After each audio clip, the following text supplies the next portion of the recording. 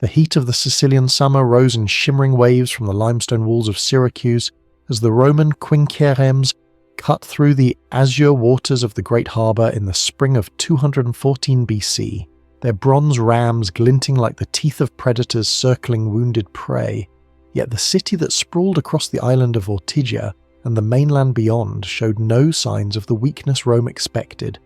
No trembling behind fortifications, no hasty diplomatic missions bearing olive branches and promises of submission. For Syracuse had something Rome had not fully accounted for in its calculations of siege engines and legionary strength. It had Archimedes, a man in his 70s whose mind contained geometries and mechanical principles that would not be fully understood for 2 millennia, and this singular genius was about to transform what Rome anticipated as a swift subjugation into a humiliation that would echo through the corridors of the Senate and the taverns of the Subura with equal intensity. The Roman commander Marcus Claudius Marcellus stood on the deck of his flagship that morning, a veteran of the brutal campaigns against the Gauls and the nightmare of Cannae, where Hannibal had turned Roman tactical superiority into a charnel house of 60,000 corpses, and he believed he had seen every variation of warfare the Mediterranean world could produce, every stratagem and defensive innovation. Yet he could not know that the elderly mathematician working in his cluttered study overlooking the harbour had already conceived of weapons that existed at the boundary between physics and what Roman soldiers would swear was sorcery. Syracuse in that year was not merely another Hellenistic city-state awaiting Rome's inevitable expansion. It was the jewel of Sicily, founded by Corinthian colonists 8 centuries earlier, grown wealthy on the grain trade and the purple dye industry, its population swelling to perhaps 250,000 souls who spoke Greek in the agora and the theatre,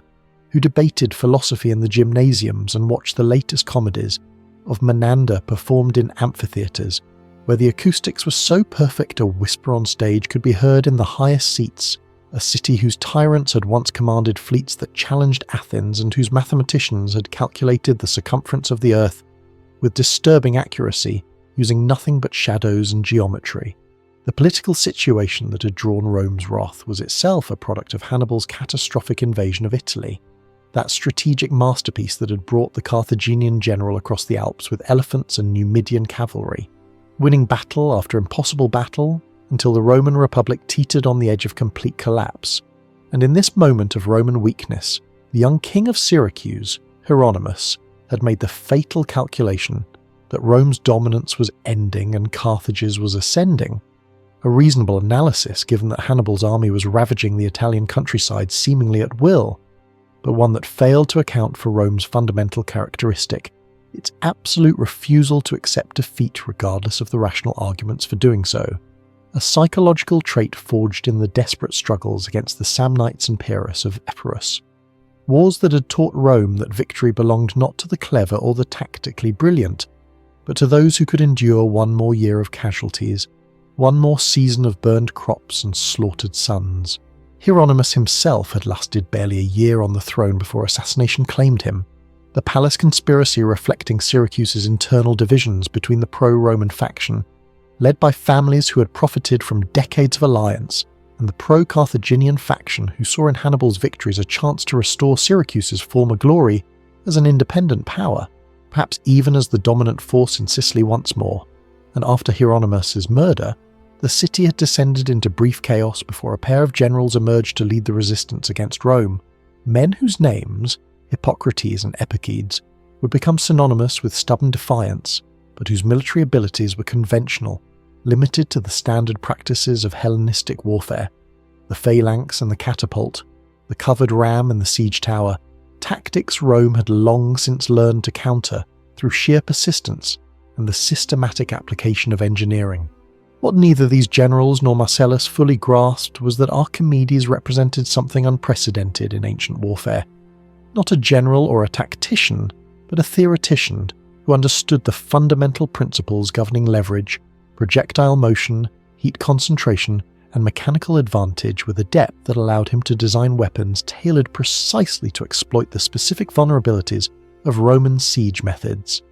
And he had been preparing Syracuse's defences not in the frantic weeks after the Roman declaration of war, but for years, ever since the death of his friend and patron King Hero II. who had ruled Syracuse for half a century and had possessed the wisdom to keep the city neutral and prosperous while the great powers tore each other apart. And Hierro had recognised in Archimedes not merely a mathematician lost in abstractions, but a mind that could solve practical problems with elegant efficiency, which is why he had commissioned Archimedes to design the Syracusia,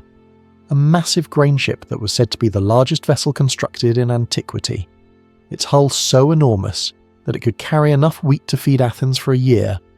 requiring innovations in structural engineering that Archimedes solved through calculations involving water displacement and weight distribution that anticipated principles Galileo would rediscover 18 centuries later. The old man had never sought military fame. His passion was for pure mathematics, for calculating the areas of curved surfaces and the volumes of spheres and cylinders,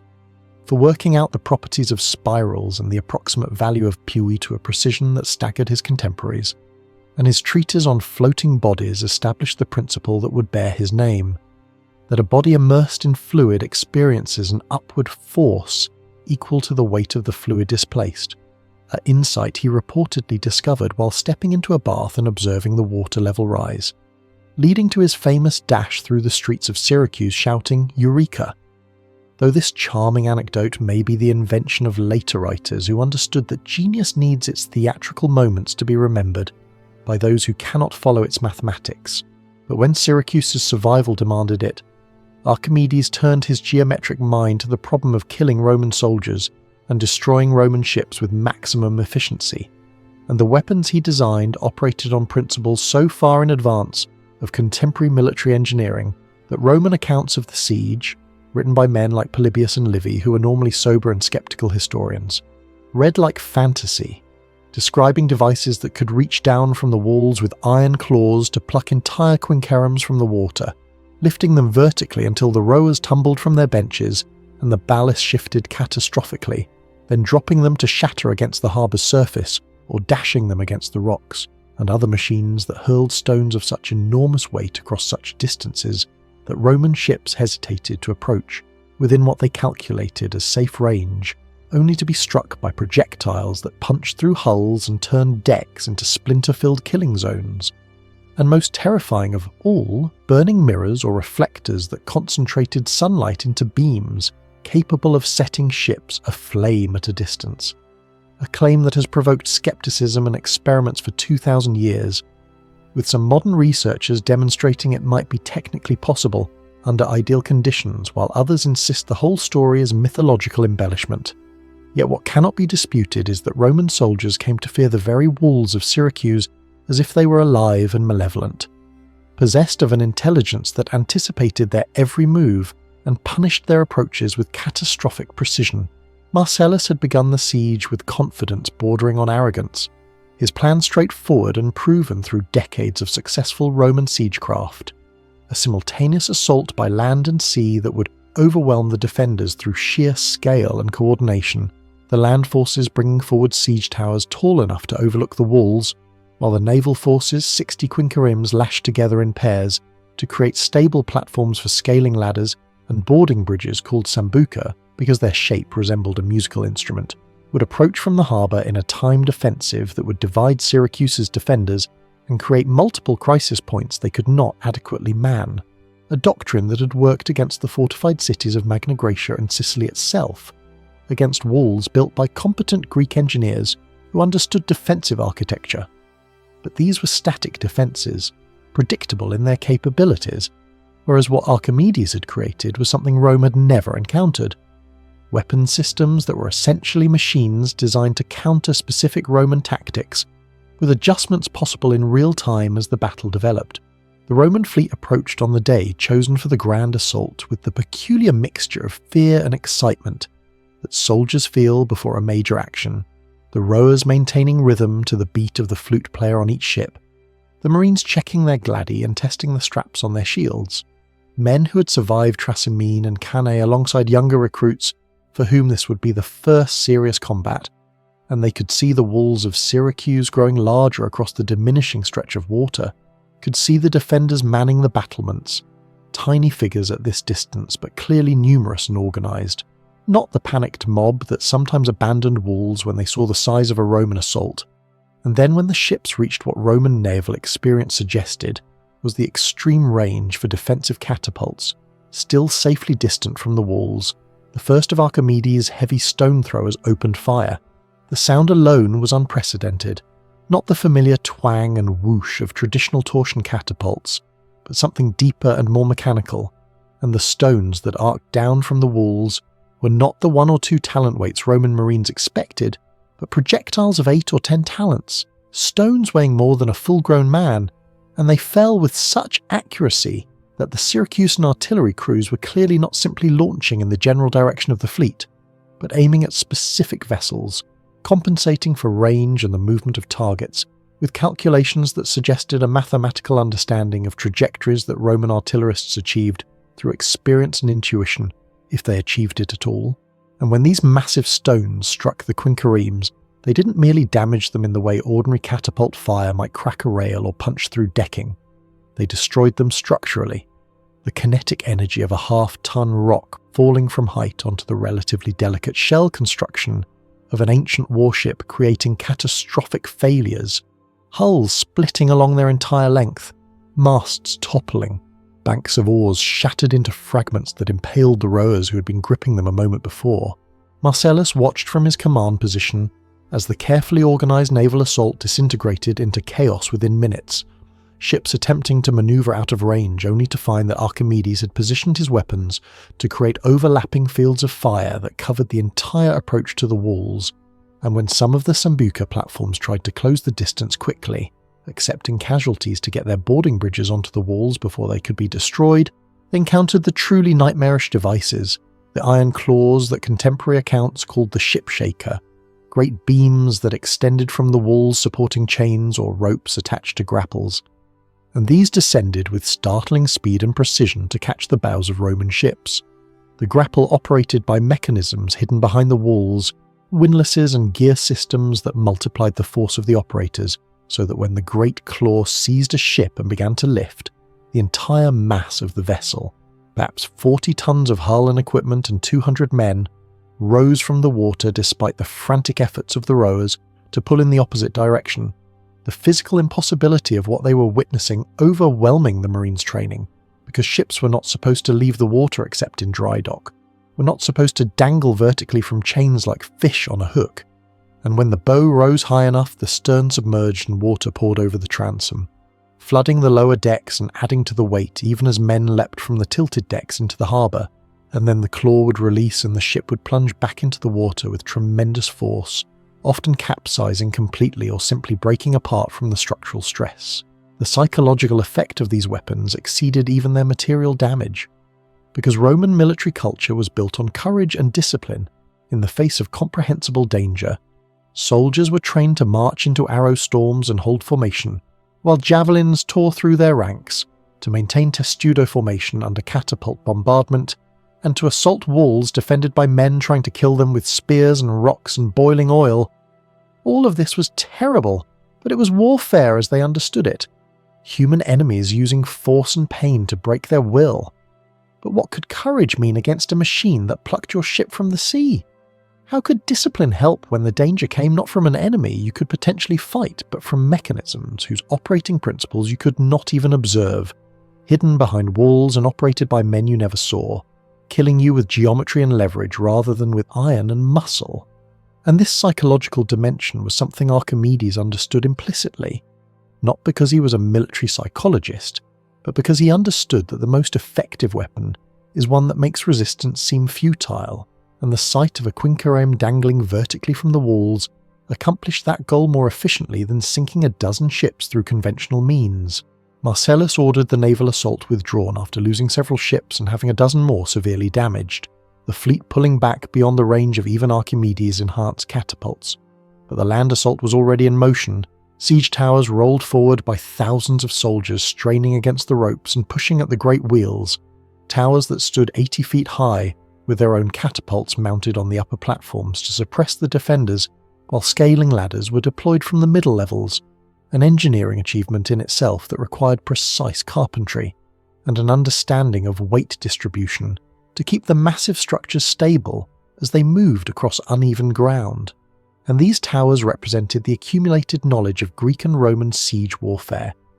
Incorporating improvements learned from Alexander's engineers and refined through generations of Mediterranean conflicts, they should have been the answer to Syracuse's walls, the mobile firepower and elevated fighting platforms that would allow Roman soldiers to engage the defenders on equal terms, rather than attacking from below where every advantage lay with the defence. But Archimedes had calculated the dimensions and approach angles of such towers and had prepared weapons specifically to counter them. Catapults and stone throwers positioned to fire not in high arcs over the walls, but in flat trajectories through firing ports cut at ground level. Weapons designed to deliver massive projectiles directly into the base of an approaching siege tower, where the structural supports carried the entire weight of the apparatus, and the Syracusan artillery crews demonstrated a fire discipline that suggested careful training, holding their shots until the towers reached predetermined marks, where range and angle were optimized, then releasing coordinated volleys that struck with concentrated force, and the physics of the situation heavily favored the defense, because a siege tower in motion was already stressed. Thousands of pounds of wood and iron rolling on wheels that bore uneven loads depending on the terrain, the whole structure flexing and creaking, and when a massive stone struck one of the corner supports, the tower didn't gradually collapse, but failed catastrophically. The loss of one structural element, redistributing forces the others couldn't bear, and suddenly the entire edifice would twist and topple, men leaping from the platforms in desperate attempts to survive the fall, the tower itself becoming a weapon against the attackers as it crashed down onto the soldiers who'd been pushing it forward,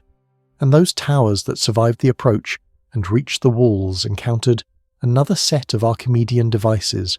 great beams that pivoted out from the battlements to drop massive stones straight down onto the tower roofs, crushing the soldiers on the fighting platforms and often continuing through the wooden floors to destroy the internal structure, or beams with attached incendiary packages that swung out over the towers and dropped combinations of pitch and sulphur and burning materials that turned the wooden structures into pyres whose heat was so intense that men jumped even from lethal heights to escape the flames. The first coordinated assault, which Marcellus had planned to capture at least one section of Syracuse's walls through overwhelming force, applied simultaneously from multiple directions, ended in complete failure without a single Roman soldier setting foot on the battlements. And this was not the result of poor planning or cowardice or even bad luck. It was the result of one mind anticipating the tactics of Rome's finest military commander and designing countermeasures that exploited the fundamental physical principles governing siege warfare. And when Marcellus called his officers together that evening in his headquarters tent, the mood was grim not merely because of the casualties, which were serious but not crippling to a Roman army accustomed to absorbing losses, but because no one could offer a tactical solution to the problem Archimedes presented. How do you storm walls defended by machines that can destroy your siege equipment before it reaches effective range? How do you assault from the sea when approaching ships can be grabbed and destroyed by devices that seem to violate the basic laws of nature as Roman soldiers understood them? Polybius, writing a generation later with access to eyewitness accounts, recorded that Marcellus joked that Archimedes was using his ships as buckets to draw water from the sea, and that his sambucas had been beaten like flutes, making light of the disaster with the gallows humour soldiers used to cope with catastrophe. But the humour carried an edge of genuine frustration, because Marcellus was an intelligent commander who recognised when he faced a problem without an obvious solution, and the problem of Archimedes was fundamentally different from the problem of Hannibal, because Hannibal could be outmanoeuvred or forced into unfavourable terrain, or simply worn down through Rome's superior resources and manpower. Hannibal was human, and his army ate food and occupied space and could only be in one location at once. But Archimedes' machines were force multipliers that made Syracuse's defenders exponentially more effective than their numbers suggested. A relatively small population holding off a consular army that should have been able to take the city through sheer persistence. The siege settled into a new phase, what would become a protracted blockade as Marcellus abandoned the idea of direct assault and instead attempted to starve Syracuse into submission, cutting the city's access to the agricultural land of the Syracusan hinterland and blocking the harbour to prevent supply ships from reaching the city, a strategy that played to Roman strengths of organisation and persistence, and avoided the areas where Archimedes' genius gave the defenders overwhelming advantages, and this shift reflected the Roman military system's fundamental pragmatism. Unlike many ancient armies that were committed to specific tactical doctrines and would continue to apply them, even when they proved ineffective, Rome was institutionally capable of changing strategies when battlefield realities demanded it,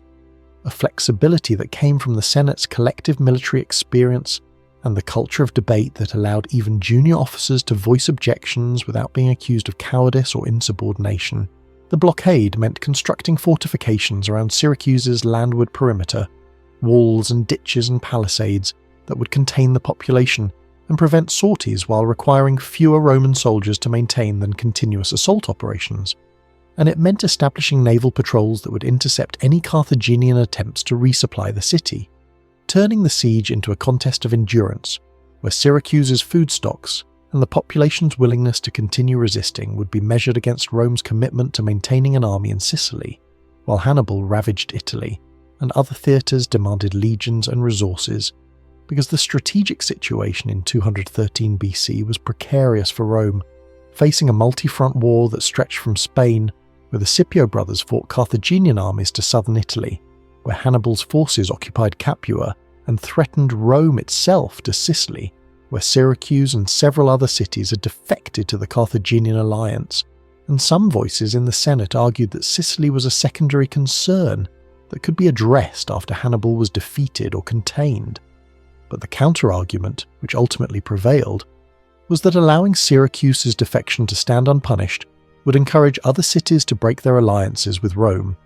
that the appearance of Roman weakness was itself a strategic threat that could cascade into a collapse of Rome's entire alliance system. Inside Syracuse, the situation was complex in ways that external observers could not fully appreciate.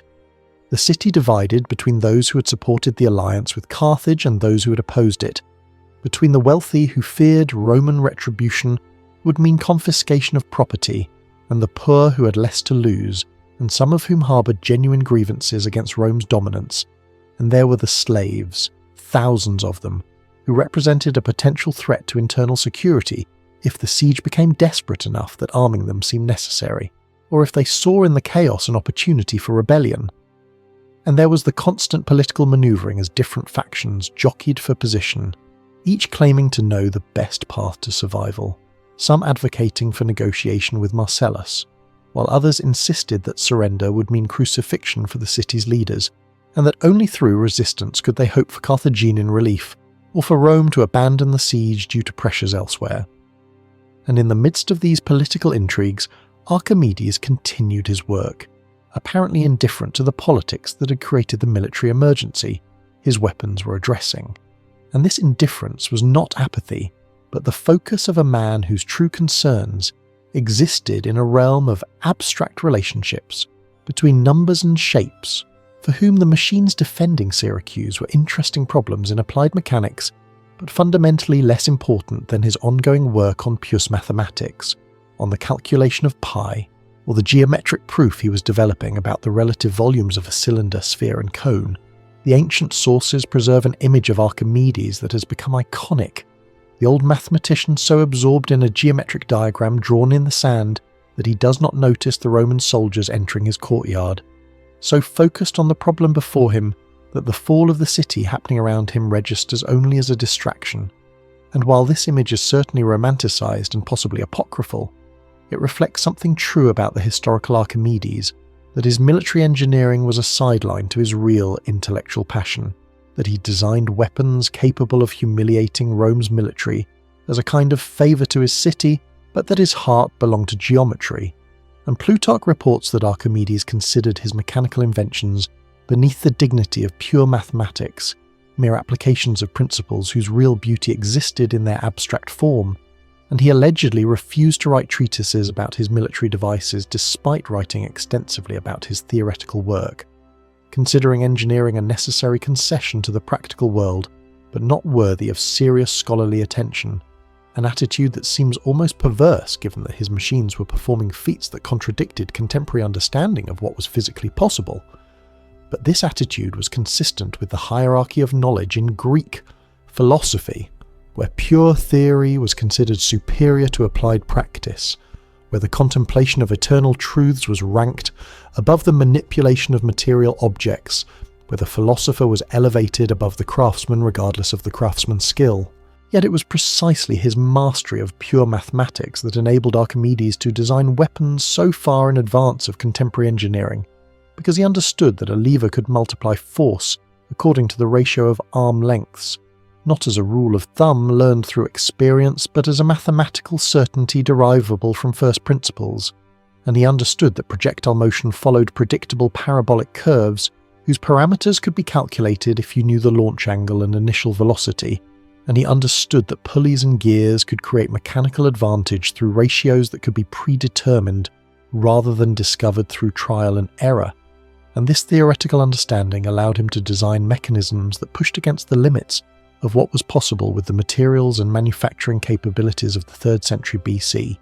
devices that required precise metalworking and careful calibration, but that, once constructed, performed with a reliability that seemed almost supernatural to observers who did not understand the mathematics underlying their operation. The siege continued through the summer of 213 and into the autumn, with periodic Syracusan sorties attempting to disrupt Roman siege works, and equally regular Roman probes testing whether some section of the defences might be vulnerable to surprise assault, or whether internal dissension might have weakened the defenders' resolve, a pattern of thrust and counter-thrust that characterised ancient sieges when neither side had the capacity to strike a decisive blow, and the stalemate was frustrating for Marcellus, but more immediately threatening to Syracuse because the arithmetic of the blockade favoured Rome, which could draw supplies from the rest of Sicily and from Italy, while Syracuse was consuming its stored grain and wine and oil with no possibility of replenishment as long as Roman ships controlled the harbour approaches and Roman soldiers controlled the countryside. The psychological pressure inside a besieged city was immense and increasing, the daily routine gradually changing as food portions were reduced and restrictions on water usage implemented, the population watching their reserves diminish and calculating how long they could hold out. Weeks turning into months with no sign of the relief force from Carthage that the pro-Carthaginian faction had promised was certainly coming, because surely Carthage would not abandon Syracuse to Rome after Syracuse had broken its alliance precisely to support Carthage.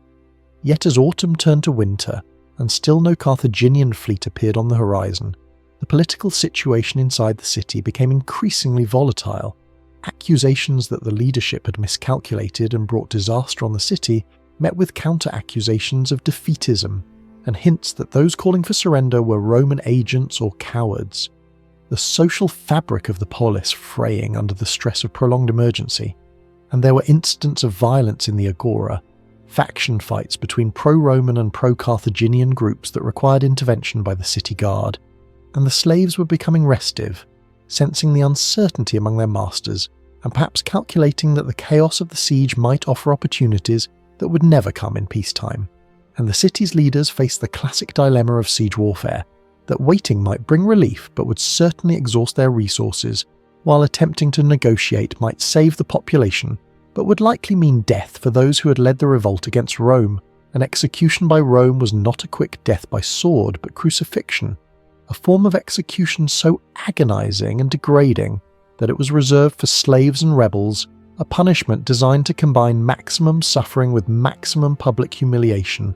and the leaders who had brought Syracuse into alliance with Carthage knew that this was the fate awaiting them if they surrendered unconditionally. In the winter of 213–212 BC, a Carthaginian force finally arrived in Sicily, not the massive relief expedition Syracuse had hoped for, but a substantial army under the command of Hamilcar, who established himself at Agrigentum and began operations aimed at relieving the pressure on Syracuse by threatening Roman positions elsewhere on the island,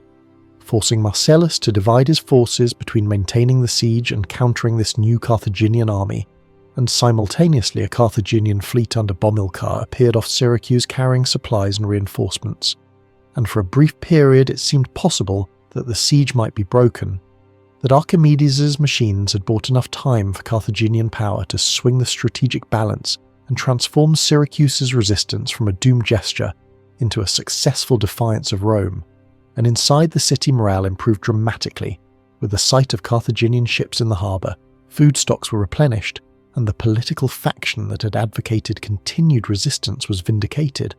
the population rallying around the narrative that their suffering had not been in vain, that Carthage had not abandoned them, that Rome's siege would ultimately fail because Rome was overstretched and fighting too many wars simultaneously to concentrate sufficient force to take a city as well defended and strategically positioned as Syracuse. But this hope was short-lived, because Bomilcar's fleet did not remain to contest Roman naval control of the waters around Syracuse, instead departing after delivering supplies, and Hamilcar's army, though it achieved some tactical successes against Roman outposts, was not strong enough to actually break the siege lines around Syracuse or to defeat Marcellus's field army in open battle, and so the siege continued into its second year, the pattern of blockade and occasional skirmish resuming, and the supplies Bomilcar had delivered, while significant, were finite, and the population was consuming them day by day, while no clear date for the next relief convoy existed. And so the slow mathematics of starvation reasserted itself, grain stores diminishing, rationing becoming stricter, the weakest members of the population, the elderly and the very young and the already ill, beginning to die from malnutrition-related causes, and the slaves' rations were cut most severely, which increased the risk of internal revolt, but seemed necessary to preserve food for those who were doing the fighting. And in the streets of Syracuse that second winter of the siege, the atmosphere was increasingly desperate. The initial defiant enthusiasm long since faded, replaced by grim endurance and growing questions about how long this could continue. Marcellus, meanwhile, faced his own pressures. Maintaining a siege was expensive in resources and manpower. Legions sitting outside Syracuse were legions not available for operations against Hannibal or for campaigns in Spain or Greece,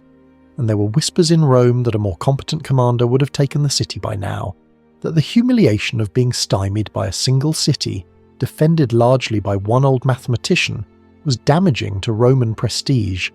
and Marcellus knew that his political position depended on delivering results, that a consulship could be followed by prosecution if enemies in the Senate chose to claim that he had mishandled the campaign, and so he was under pressure to find some way to conclude the siege successfully, even as the direct assault option remained closed by Archimedes' defensive systems, and this led him to explore alternatives, bribery of defenders, attempts to foment internal coup against Syracuse's leadership, efforts to identify some weak point in the extensive fortifications that might be vulnerable to surprise attack, and his intelligence network inside the city, cultivated through contacts with the pro-Roman faction and through slaves who could be bribed or coerced, fed him information about the layout of the walls and the disposition of defenders and the internal political situation, and Marcellus was patient and methodical, understanding that sieges were often decided not by dramatic assaults, but by the accumulation of small advantages, by knowing which guard post was manned by unreliable troops, or which section of wall received less attention during the night watch, or which city leader might be persuaded to open a gate in exchange for promises of clemency. The breakthrough came not through military genius, but through careful intelligence work combined with opportunism. The discovery that a section of a wall on the northern perimeter, near a tower called the hexapylon, might be scalable at night if the assault came during a festival when the defenders might be less alert and possibly drunk. The information coming from a slave who had been captured in a skirmish, and who, under interrogation that undoubtedly included torture, though the sources delicately avoid the details, revealed the timing of the festival and the typical number of guards on that section of wall and the height of the fortifications at that point, and Marcellus calculated that with good scaling ladders and disciplined troops and reasonable luck with the guards' alertness level, a small force might be able to get onto the wall and hold a section long enough for reinforcements to exploit the breach, and this plan had the advantage of not requiring the kind of large-scale visible preparation that would alert the defenders, no siege towers to be seen rolling into position, no massing of ships in the harbour, just a picked force of perhaps 1,000 men with ladders approaching in darkness and silence, hoping to achieve surprise against a section of defence that had seen no action for months, and where the guards might be complacent, and so, on a night in the late spring of 212 BC, while Syracuse celebrated a festival to Artemis with the wine flowing and sacrifices being offered, and the population taking a brief respite from the grinding stress of the siege, a Roman assault force approached the northern wall, the soldiers having left their armour behind to move more quietly, carrying wooden ladders that had been constructed in sections for easier transport, and assembled in the darkness at the base of the wall. The Roman soldiers who went up those ladders were volunteers, men who understood that they would be the first to engage whatever guards were on the wall, and that their survival depended on achieving total surprise and overwhelming the defenders before an alarm could be raised, and they climbed in darkness with just starlight to see by, the ladders creaking slightly under their weight. Each man intensely aware that at any moment a shout from above might indicate they had been spotted, and that stones and spears would begin raining down on them while they were utterly vulnerable on the ladders with no way to defend themselves.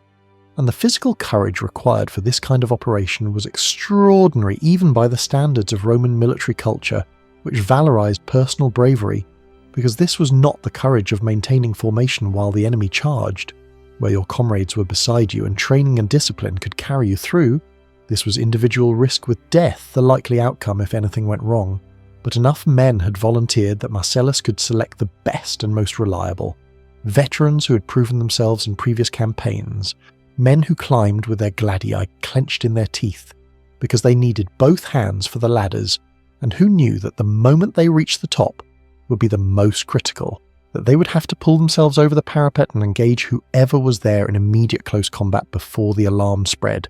The guards on that section of wall were indeed less alert than they should have been.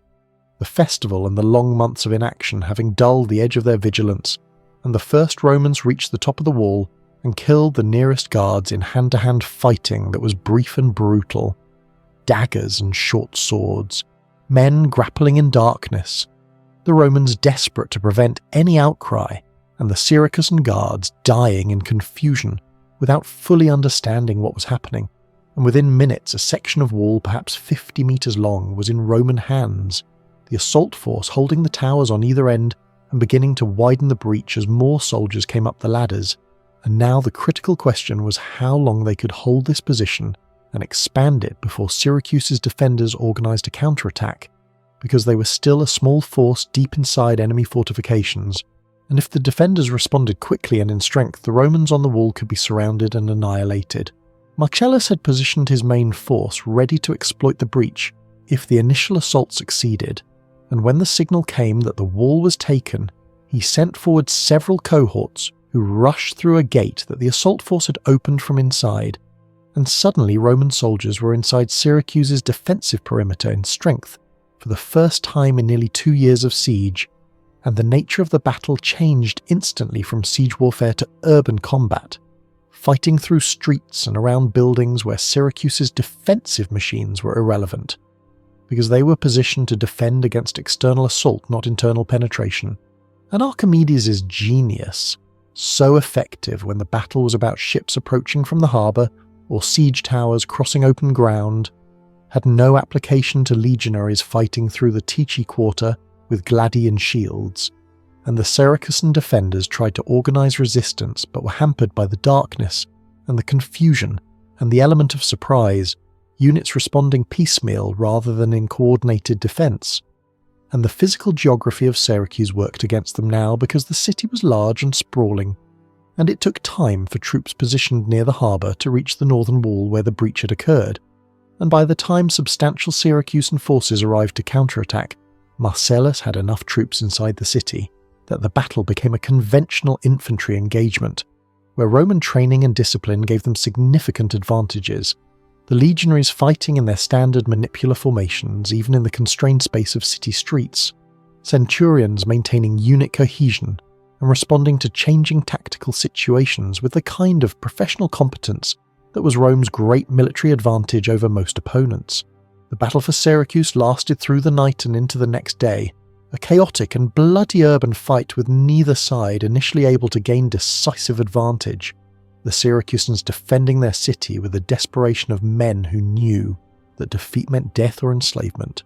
the Romans attacking with the pent-up frustration of 2 years of humiliation and the promise of plunder that was the traditional reward for taking a city by storm. And gradually Roman numbers and organisation began to tell, Syracuse's defenders being pushed back toward the harbour and the island of Ortygia, the fighting moving from street to street, the Roman advance methodical and brutal, soldiers going building to building to clear pockets of resistance, and there was the beginning of the atrocities that inevitably accompanied ancient urban warfare, the breakdown of discipline as soldiers started looting before the city was fully secured, women being assaulted, civilians who took no part in the fighting, being killed because in the chaos of urban combat, distinguishing combatants from non-combatants was difficult, and most soldiers did not particularly try, and Marcellus himself was said to have wept when he looked down from higher ground at the city he was destroying, understanding that Syracuse's fall meant the end of one of the great cultural centres of the Hellenistic world, that the libraries and theatres and temples and mathematical traditions that had made Syracuse renowned would likely not survive the sack, that Rome was winning a military victory, but that something precious was being lost in the process.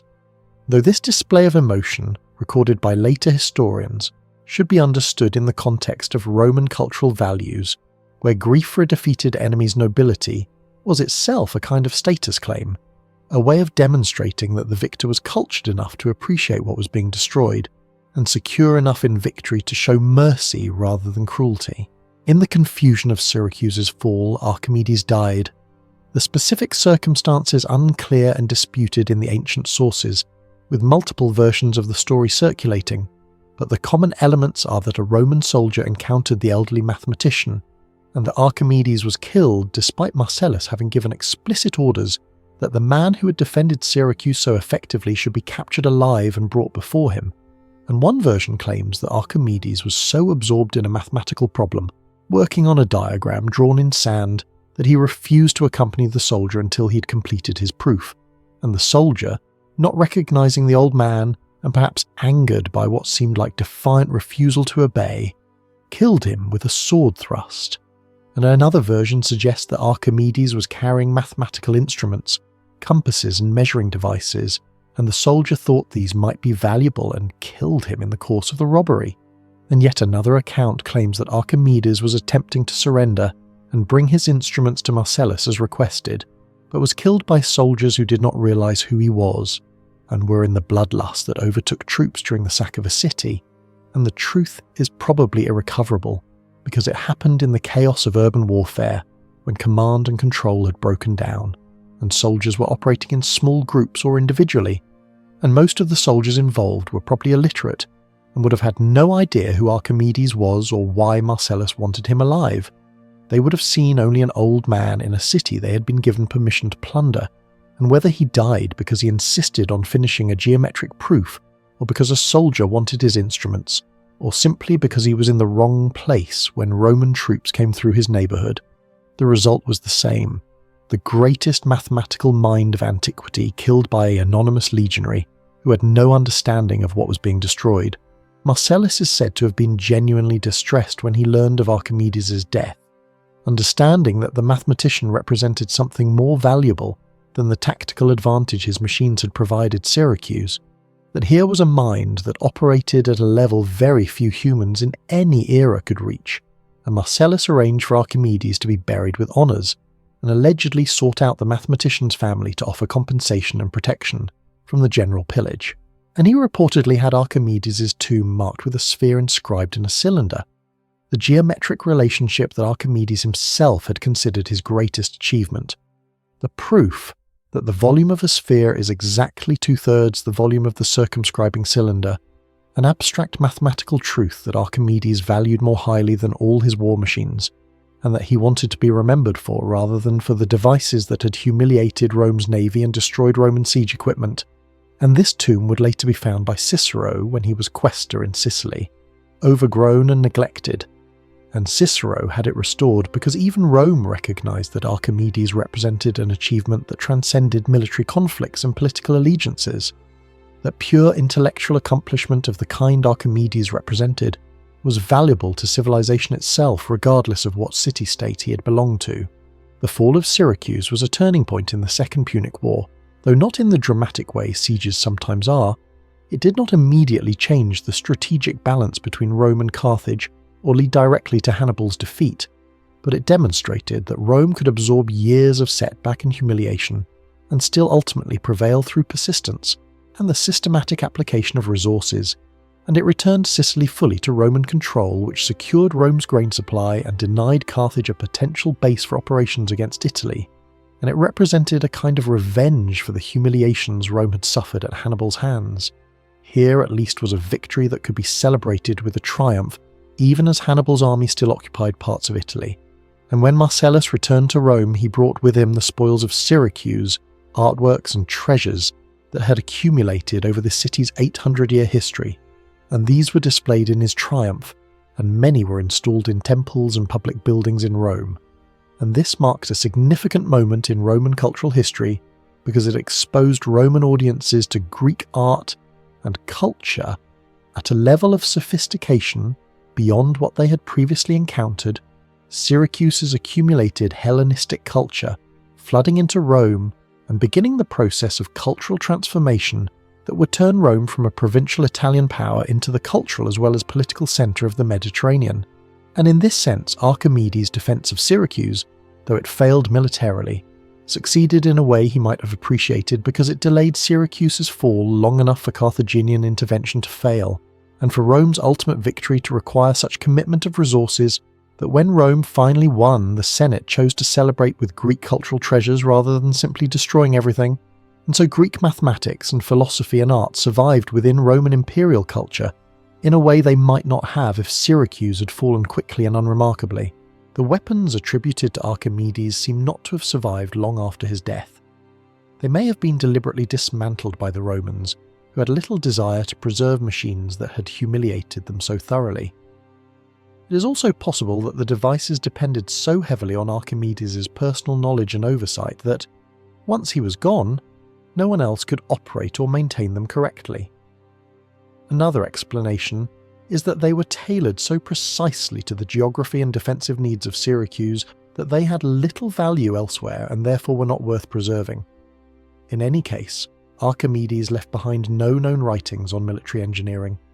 The works that endured through the Middle Ages and into modern times were devoted entirely to pure mathematics, geometric proofs, numerical reasoning, and theoretical mechanics, texts such as the Method, the Sand Reckoner on floating bodies, and Measurement of the Circle. These writings shaped Islamic mathematics in the medieval world and later profoundly influenced European thinkers after their rediscovery during the Renaissance. As a result, Archimedes' true legacy lies not in the war machines that protected Syracuse, but in the mathematical ideas he uncovered and demonstrated. His work contained early foundations of calculus and integral geometry, fields that would not be fully developed for nearly 2,000 years. In this sense, his priorities were ultimately justified. The theoretical achievements he valued have endured and continue to shape human understanding, while the practical devices he apparently regarded as secondary have vanished, surviving only as vivid stories in historical accounts. Yet those stories remain powerful because they describe something extraordinary: the successful application of abstract theory to real-world problems at a level not seen again until the scientific revolution of the 17th century. The Siege of Syracuse is therefore compelling not only as an episode of military history, but as a testament to the force of human intellect.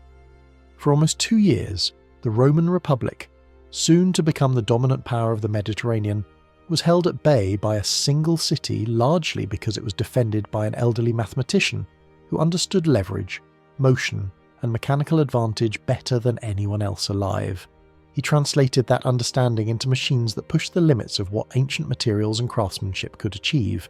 The story illustrates how knowledge can multiply power far beyond raw numbers or wealth, and it ends with a striking irony. The man who had confounded Rome was killed anonymously by a common soldier absorbed in abstract geometry, his death insignificant in itself, yet marking the end of a brief moment when pure mathematical genius had been transformed into a weapon capable, if only temporarily, of resisting the rising might of an empire.